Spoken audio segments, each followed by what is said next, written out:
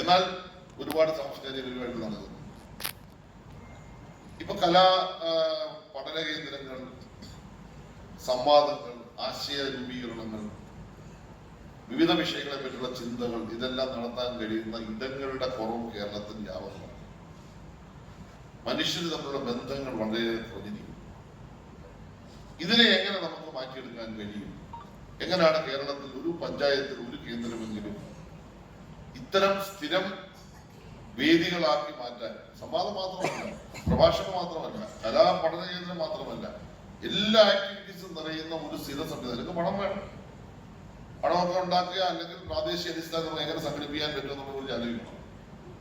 ആ നിലയിൽ ഒരു സ്ഥിര സംവിധാനം, ഈ സംവിധാനത്തിന്റെ ഭാഗമായിട്ട് ബഹുമാനപ്പെട്ട സെക്രട്ടറിയോട് പറഞ്ഞിട്ടുണ്ട്, നമ്മുടെ കേരളത്തില് കുട്ടികളെ പരിശീലിപ്പിക്കാൻ കഴിയുന്ന ഒരു പദ്ധതി നമ്മൾ നേരത്തെ ഇവിടെ പ്ലാൻ ചെയ്തതാണ്.